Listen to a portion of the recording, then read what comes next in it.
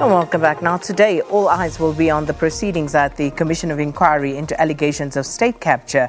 This as ANC President Cyril Ramaphosa's long-awaited appearance gets underway this morning.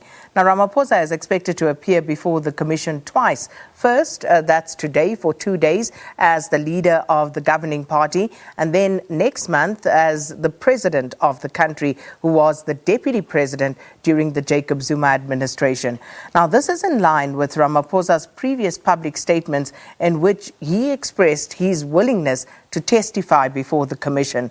And among the issues that Ramaphosa is expected to explain during his 2-day testimony is his 2019 affidavit to the Commission that he had previously met some of the Gupta brothers, as well as any possible ties with Bosasa's Angelo, Agrizzi and Gavin Watson. And to help us unpack some of what we can expect in today's developments, and of course just taking a broader view of the Commission of Inquiry into allegations of state capture, we're joined by Senior Research Fellow at the Trade Collective, Dr. Lebohang Pheko. Thanks so much, Dr. Pheko, for joining us. Welcome to Morning Live.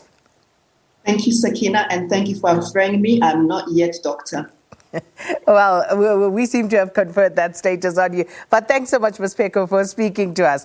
So let's just start with observations, generally speaking, of exactly how significant the ANC and the president's appearance is before the Commission this morning. I think it's a very interesting test for democratic institutions and constitutionalism. I mean, I think that we thrive on the notion that we've got this constitution that protects checks and balances, that protects institutions, that enables the rule of law, that enables transparent and open, accountable governance. And we've seen that tested severely over the last 12 years in particular. And I think that certainly, the kind of hammering that's been the Office of the Public Protector and others have taken over the last few years would have put some of those institutions and the sanctity of those institutions into question. So I think that's the one thing. The second thing is, of course, that it does illustrate at least the optics or the semblance of the governing party wanting to appear to cleanse themselves to a great extent and to excavate the corruption or the semblance of corruption, the appearance of having been complicit for the last decade or so, bearing in mind that the current president was the deputy president through some of the tenure of the excesses which the Zondo Commission is concerned with. And lastly, I think that the damage that has been done relating to the corporate interests, which I think are one of the president's key constituencies, are probably one of the reasons why he would want to avail himself, although he himself can answer that more clearly. But I think that it also is an illustration that despite the constant mantra of self-correction, that this is, I think, one of the few occasions that we're seeing an appearance of this corrective action on a public platform. And, if we take this back slightly, because, and I'm keen to do so, because there is, of course, a battle for mindshare that is not disputed. And the media being a great part of that battle for mindshare and also crafting a certain narrative and a certain discourse around this notion of state capture. So let's talk about that. Given where we come from, we celebrated Freedom Day yesterday, 27 years since the advent of democracy in South Africa, and we're talking about the so-called 9 wasted years. Give me your view on this. I think that when we speak about state capture as an incident that happened for the lost decade, and that many people have spoken about, we simplify it and we really reduce it to a moment and a few people and a particular suburb in Johannesburg.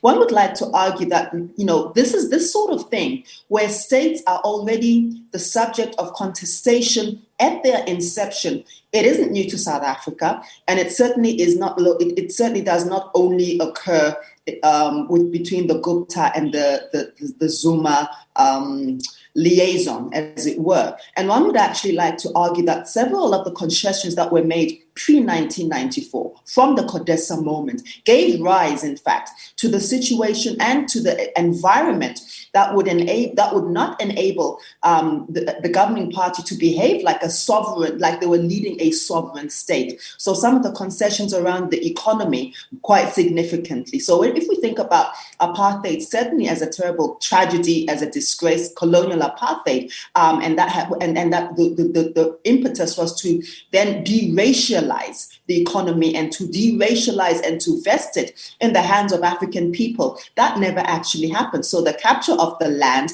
the capture of the state, the capture of sovereignty has never really been resolved post-1994. In fact, what has in fact happened was that the redistribution that occurred, which should have been through social grants, which should have been through progressive taxation and so forth, has not led to a situation where you are seeing a mass of people who are moving from one class base and one LSM to the next. Instead, we're seeing generations of people still in the throes of intergenerational poverty. Not only people who became poor in 1994, but whose parents, whose grandparents were also socially and economically dispossessed. And I think, lastly, we should remember that apartheid colonialism was completely economically irrational. And in fact, what the complicity and the real capture was of capital and was of capital interest, market forces. You would imagine that we would have known better because we'd already seen what had happened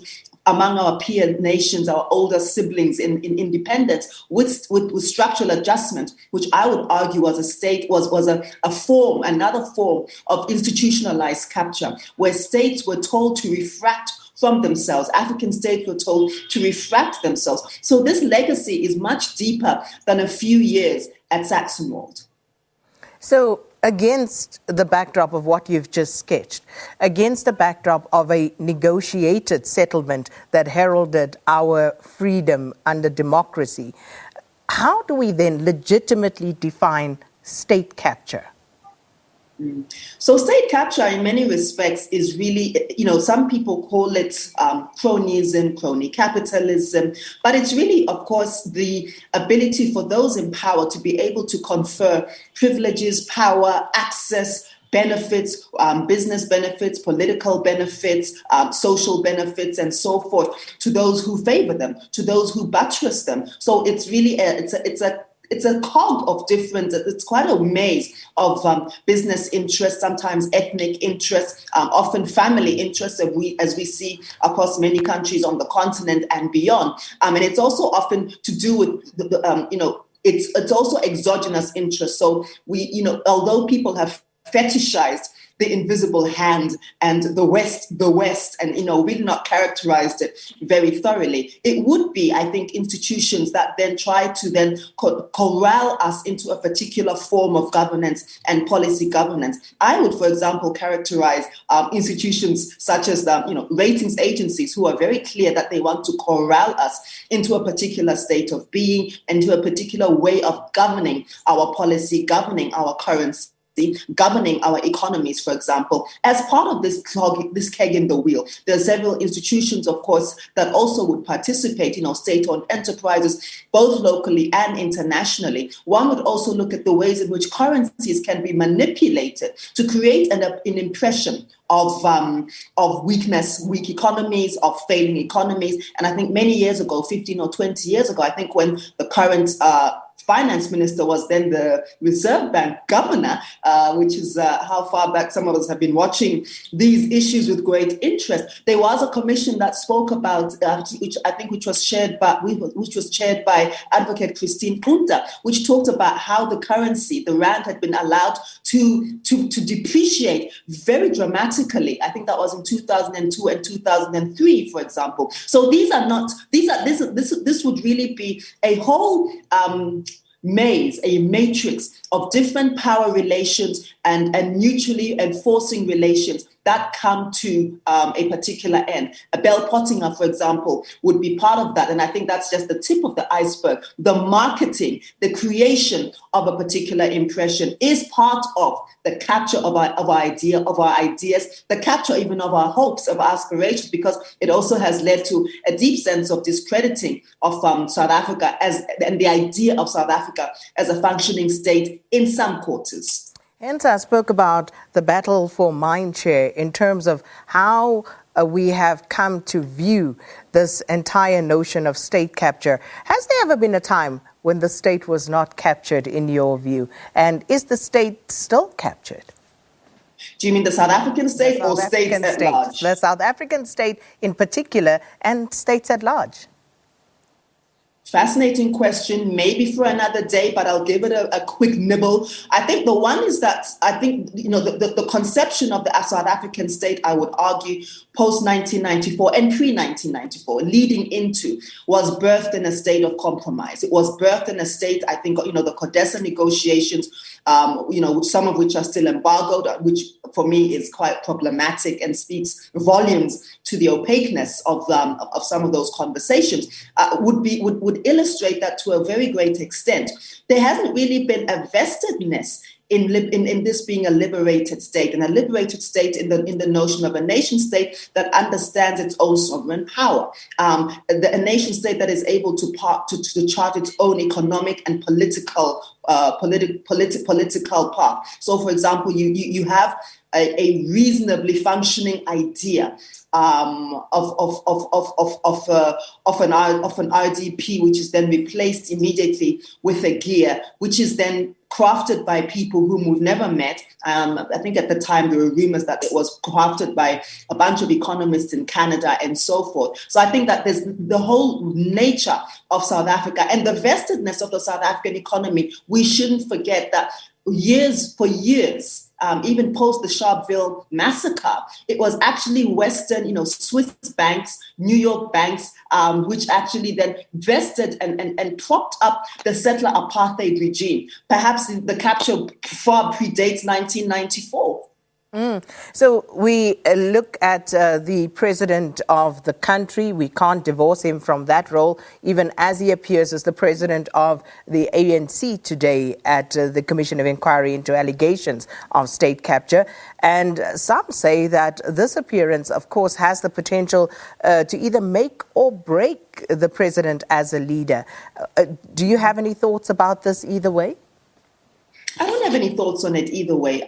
Beyond what I've already elucidated on, I think that it's not so much a leadership crisis. I think it's a governance crisis. It's an ANC crisis. And of course, the ANC crisis also becomes state crisis because, of course, there is such a fuzzy line between them as a party in government and them as a party as the majority party in parliament, and also them as the people who run and who are at the helm of state machinery.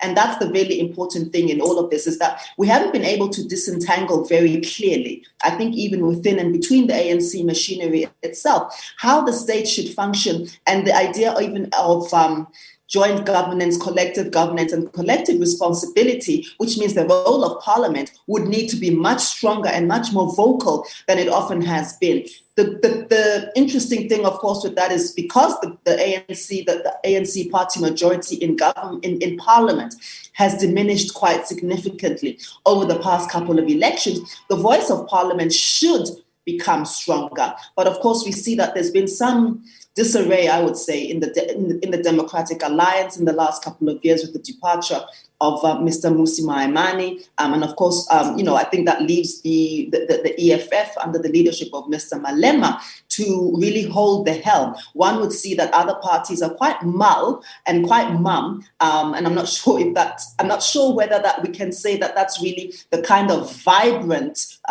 way of doing governance that we need. So certainly the ANC is in crisis in a great extent, but we keep saying this, and they have proved to be extremely resilient. And I have to say, voters have proved to be extremely loyal and keep going back for more.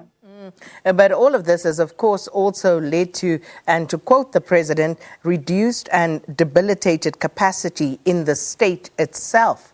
And now we're talking about the state capture, and who knows how wide and how deep all of this goes, because one would imagine that what we are hearing, what we are seeing is far from a complete picture. So, excuse me, in terms of our question of the day and what we're asking our viewers as well, Ms. Pheko, what do you expect from the president's appearance at the Commission of Inquiry today?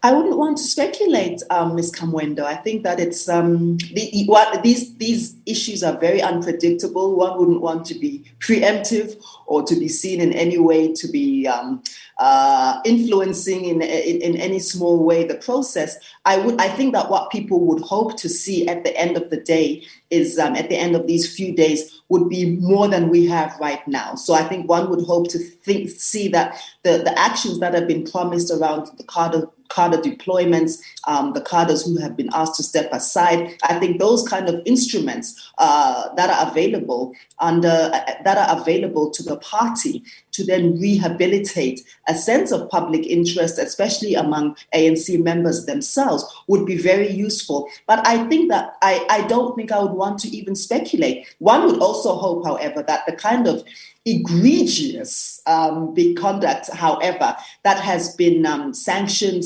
quietly by some of the state-owned enterprises, particularly your Denels, your Escoms, and so forth, and some of the very unfortunate, your SAAs, for example, some of the unfortunate and quite unethical excesses that we have seen over the last few years, including board mismanagement, overwhelming influence over the board. We would want to see those sorts of things taken into account and taken by the horns, quite frankly. And I'm hoping that the president of the country and the president of the ANC, because he functions in both those roles, and I think it's in that capacity that he appears at the State Commission, would be able to take that leadership role much more vociferously and boldly. We into news time, Ms. Pheko, just very briefly, is it fixable? Yeah, that's a $1 million question.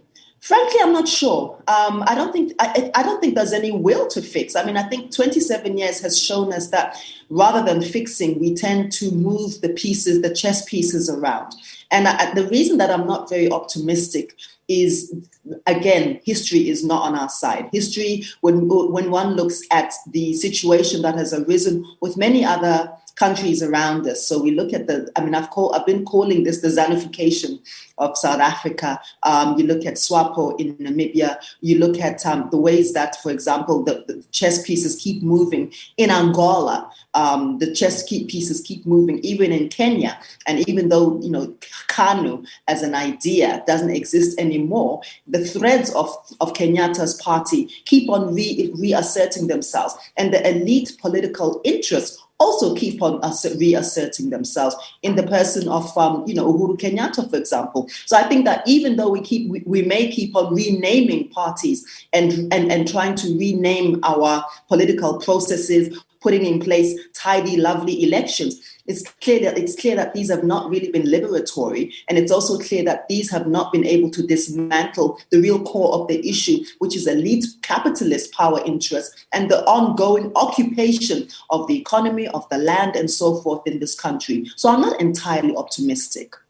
Well, we have to leave it there, but thank you so much. That was Lebohang Pheko, a political analyst and senior research fellow at Trade Collective. And we are, of course, just previewing what's to come today at the Commission of Inquiry into allegations of state capture. And with that, let's continue with the rest of our news bulletin.